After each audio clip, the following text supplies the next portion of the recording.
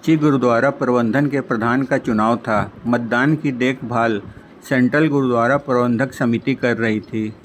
जब लोग सुबह 7:30 बजे गुरुद्वारा परिसर में पहुंचे तो वहां के सभी द्वार बंद थे। टेंट वाले अंदर नहीं घुस पा रहे थे। सरदार निशान सिंह के लोगों ने ताले लगा दिए थे। उनका पक्ष था कि सरदार निशान सिंह को साकची गुरुद्वारा प्रबंधक कमेटी का अध्यक्ष चुन लिया गया है, इसलिए आज चुनाव कराने का कोई मतलब नहीं है, जबकि प्रशासन द्वारा आज ही चुनाव कराया जाना था। शांतिपूर्ण चल रहा था, तभी निशान सिंह के पक्षधर मतदान स्थल पर पहुंचे और हंगामा शुरू कर दिया। उन्होंने मारपीट की, गाली गलौज किया और नारेबाजी भी की।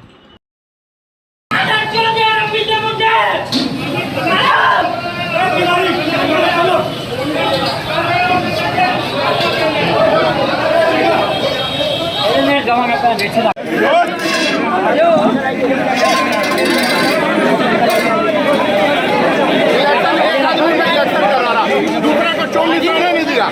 एक आदमी में इलेक्शन करा रहा है, दूसरा बैठा हुआ घर में। दोनों को बुला के इलेक्शन होता है ना, कि एक आदमी में इलेक्शन होता है। ये कहाँ का कानून है?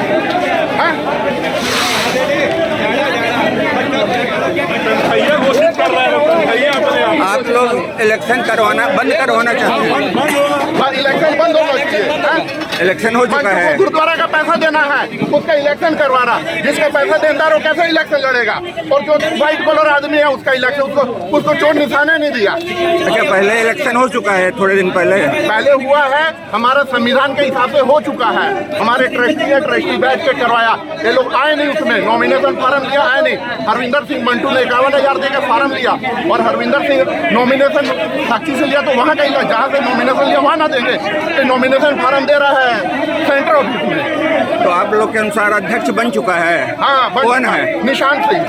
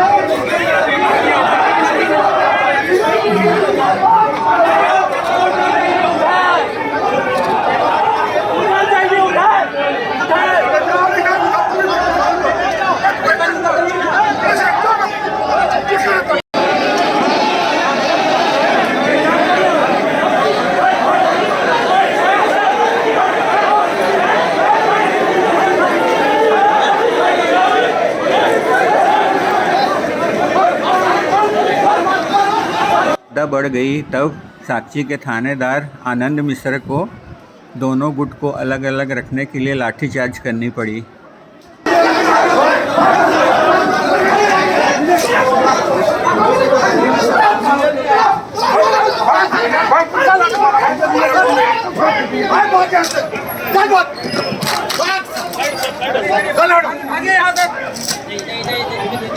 चलो चलो चलो क्या हुआ था